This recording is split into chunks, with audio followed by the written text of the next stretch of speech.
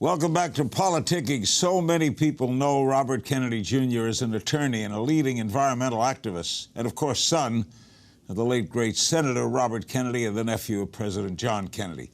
Well, he's also a New York Times best-selling author. In the past few years, an advocate for his cousin, who's been in the center of a years-old murder case that had more twists, turns, and intrigue than a Hollywood screenplay. He's taken that advocacy and has composed the latest book entitled Framed: Why Michael Skakel Spent Over a Decade in Prison for a Murder He Didn't Commit. Bobby and I spoke recently about his new book, and of course we got into some politics as well. Here's that interview. We'll talk about the book in a moment. I just got to get your drift on the presidential campaign thus far. What's your read? It's hard to say what's happening now in our country. I think, it's all many people have this kind of atavistic urge for a leader who is kind of a man on horseback, who's decisive, who's violent, and who can point fingers at people. And that always has an attraction to a certain segment of the population. But it's scary now. Are you solidly for Hillary, or are you more anti-Trump? No, I'm solidly for Hillary. I think Hillary is going to be a very, very good president. You're also very close to Bernie Sanders, are you not? Yeah, both Bernie and Hillary are long-term friends, and I'm a big admirer of Bernie's. I'm very, very happy that he ran. I think all of my children were supporting him, and but now we're all going to be working as hard as we can for Hillary. Do you think Governor Johnson on the Libertarian ticket deserves a shot on the debate? Yes. Yeah. I think all of the candidates should be part of the debate, and the Libertarians have a point of view, and Americans ought to hear about that. I mean, my father and my uncle always believed the more information that we had, the better, and that we ought to hear other points of view, and we shouldn't just have a Republican and Democrat who are chosen by their parties who speak, but we should have a lot of different points of view. So I'm all for it. I agree. A couple of things politically, and then we'll get right to your book. Some people are drawing parallels between 1968, that tragic year in your life, and what's going on now. You buy that? Well, a couple of people have asked me that, and one of the things that I've talked about is that when my father died, I had one of the most poignant memories of my experience with him, which was that when we brought him on that train ride, which you remember, down from Penn Central to Union Station in Washington, D.C., and there was 1 million people on that train track. The train ride took us 7.5 hours. It should have been a 3-hour train ride. And it was a cross-section of the American public, all the people I'd seen in the campaign since I was little. That was white people and black people and Hispanics and people in military uniforms and Boy Scouts and hippies and priests and rabbis and nuns and just every kind of person. They were all, many of them were holding American flags or signs that said "Goodbye, Bobby." And a few years later, I remember I was at college and I was studying American politics, and I saw demographic data that showed that the people who had lined that train track and had supported my father in the New Jersey and the New York and the Maryland primaries, a large majority of that white segment who had supported my father in 1968 did not vote for George McGovern in 1972, but voted for George Wallace, who was diametrically opposed to everything that my father believed in. And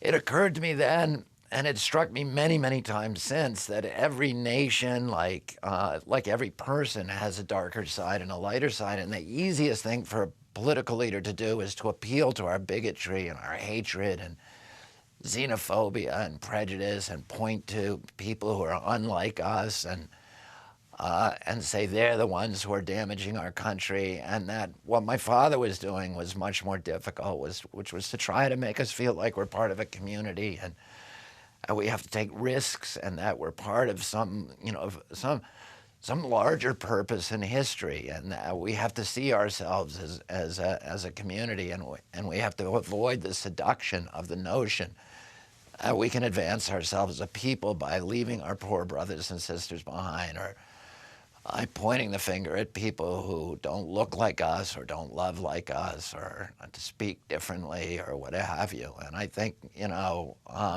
right now we are going through that same struggle. And we have a clear choice about, which way, what kind of America do we want? One other thing, I'll give you what the Republican Party says in its platform about your main interest, the environment. The platform says, the Republican platform, the environment is getting cleaner and healthier. Efforts to reduce pollution, encourage recycling, educate the public, and avoid ecological degradation have been a success. To ensure their continued support, we need a dramatic change in the attitude of officials in Washington, a shift from job-killing punitive mentality to a spirit of cooperation with producers, landowners, and the public. How does that strike you? Well, Donald Trump has said that he does not believe that global warming is man-made. This is, what he said during the campaign, and sadly, every person who was running for president on the Republican ticket, all 17 of them this year, said the same thing. His vice president has been a major global warming denier, and they take the money from the oil companies, and they vote the way that the oil companies want them to. And, it's time now for us to transition to a brighter energy future, an energy future that is clean, that is green, that's healthy for our children, that creates jobs, that is patriotic. And we need to get The book, I'm showing it now, is framed, Why Michael Skakel Spent Over a Decade in Prison for a Murder He Didn't Commit. Michael Skakel was your cousin, is your cousin. Just a quick summation, 15-year-old Martha Moxley was found bludgeoned to death outside her home in Greenwich, Connecticut on Halloween of 1975. In 2002, your cousin, who was 15 at the time of the crime, was convicted of her murder and sentenced to 20 years to life. In 2013, his conviction was set aside on grounds of ineffective defense. He has eventually been released on $1.2 million bail. What is his situation now? Are they waiting for the Supreme Court? He's been out for 3 years. The state appealed his release to the Supreme Court of Connecticut. A 6-judge panel of the Supreme Court is now deliberating and will make its ruling. It could be any day now, Larry. It could be 6 months from now. And they will decide whether to reverse the lower court decision, which released Michael. If they do that, Michael would return to prison to serve out his 20 years to life sentence.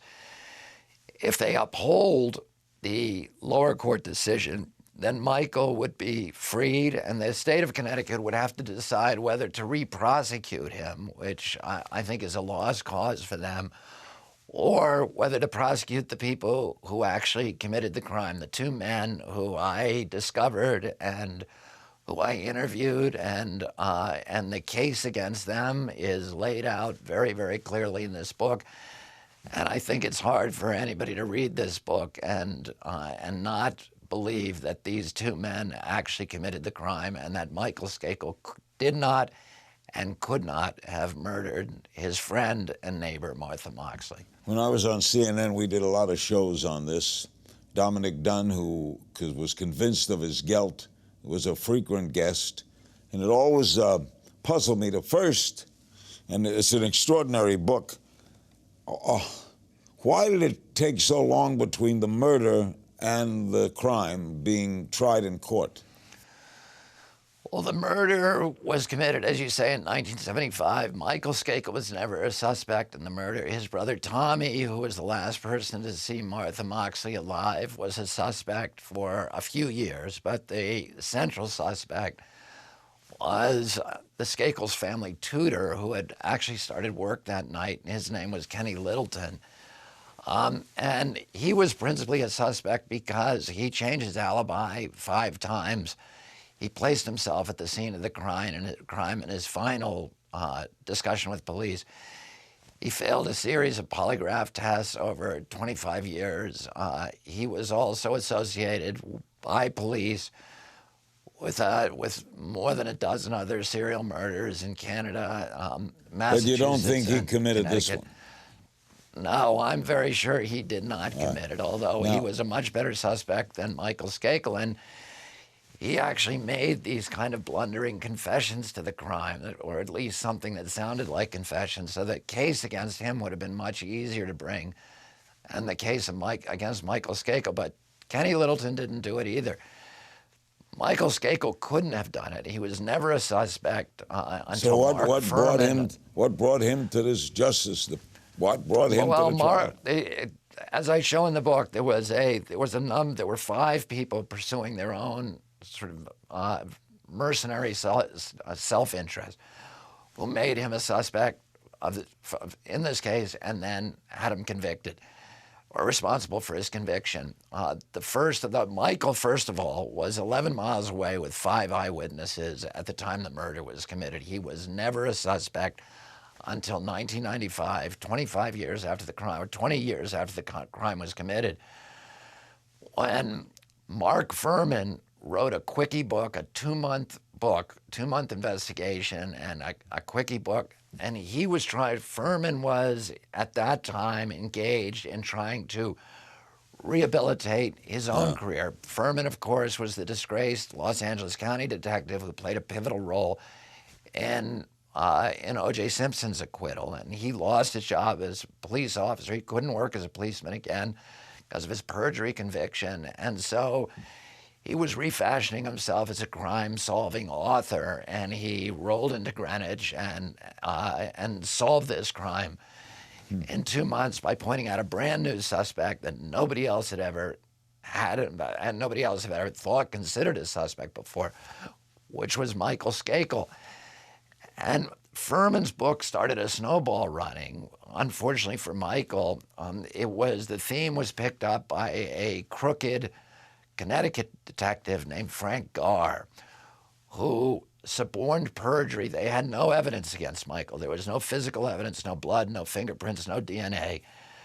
The only way to convict him was if he confessed, and of course he had never confessed. But this detective was able, using the lure of $100,000 in reward money, was able to suborn perjury from 2 witnesses who claimed that they had heard Michael confess. And that was the only real evidence against Michael. And that's where the trial stood, those 2 witnesses saying they heard him confess? Those 2 witnesses, and then the prosecutor, John Benedict, who illegally concealed exculpatory evidence that he had a duty to hand over to Michael's defense team, used a brilliant but unethical audiovisual display at the end of the trial. He paid $65,000 to a Massachusetts company to cut and paste recordings of Michael Skakel talking, and to make it seem like Michael Skakel was confessing to the crime. And when Benedict showed this, the audiovisual display, Michael's words exploded in big red letters over very gruesome pictures of Martha Moxley's body. And those 2 confessions and this audiovisual display are what convicted Michael Skakel. Nobody has ever been able to explain how Michael Skakel could have killed Martha Moxley when he was 11 miles away. During the course of my own investigation, I not only uncovered all this police and prosecutorial corruption, this extraordinary story of how they convicted Michael, but I also was able to track down the real killers, to interview them, and to gather mountains of corroborative evidence that show that these 2 men committed the crime, and today they're walking free. He also had a poor defense, right? Yeah, I would say that he has the worst lawyer in the state of Connecticut. I've been teaching. I was a prosecutor myself. I've been teaching trial practice for 30 years at a law school at Pace Law School in White Plains, New York, and I don't think, all the time that I've been teaching law that I've even encountered even a first-year law student who could have lost this case. The case was virtually unlosable, and yet Mickey Sherman managed to make almost every mistake that a lawyer could possibly make in order to lose this case. And people pay I the outline price. that, what he did in this book, and it would be comical if it weren't such a tragedy for Michael and, for everybody involved in this. It doesn't give closure to anybody to have an innocent man in prison for this horrible murder. How's Michael doing? He is, considering his circumstances, he's doing well. I mean, he's anxious a lot of the time about the fact that he could be sent back to prison for the rest of his life. He's very happy to be out. His life is very small. He wears a GPS bracelet on his wrist. He has to get permission to leave the state of Connecticut.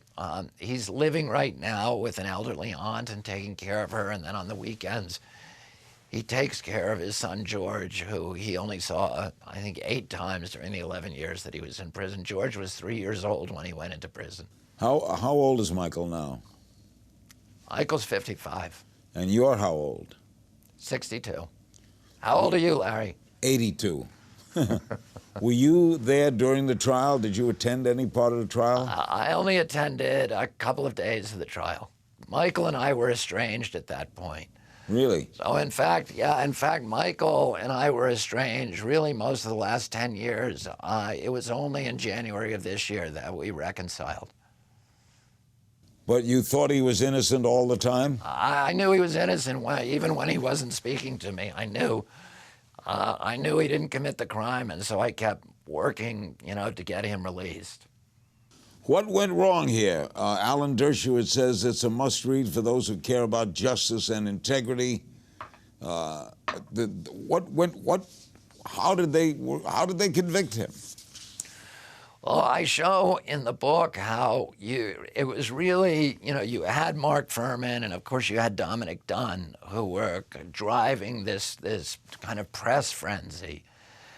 And the press interest in the case, which played a critical role in his conviction, was, that it was very wide. It was a mile wide, but it was only an inch deep. There were 401 reporters who were certified to cover this case. As you recall, it was on the news every night. It was blasted all over the planet.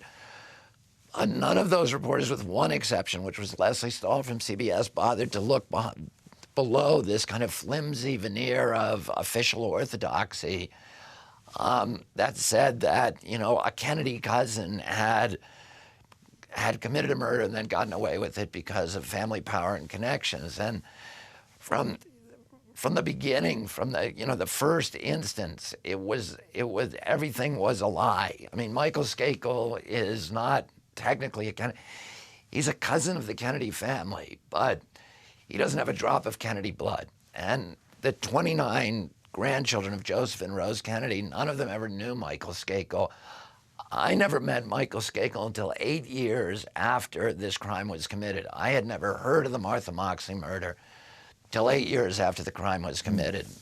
The first time I ever heard of it, Larry, was in 1983 when Tommy Skakel, Michael's elder brother, came to visit our home in Hyannisport for the first time to meet our family. And somebody remarked to me at that time that he was the suspect in a murder. Other than that, none of us had ever met a Skakel. The Skakels were, as I show, they have a very interesting family history. They were oil and coal Republicans. Michael's grandfather, my mother's father, was one of the largest contributors to the Republican Party, was a huge opponent of Franklin Roosevelt's. The family continues to be conservative Republicans. They were very close to my Uncle George was best friends with William F. Buckley. The family hung out with Ronald Reagan and with the kind of petroleum oligarchy of the Republican Party.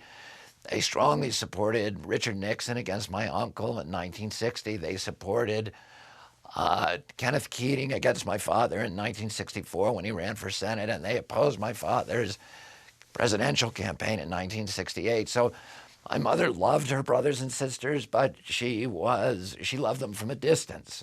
Why? There was a huge abyss between our family, and no Skakel ever considered themselves a Kennedy. They were not part of that orbit.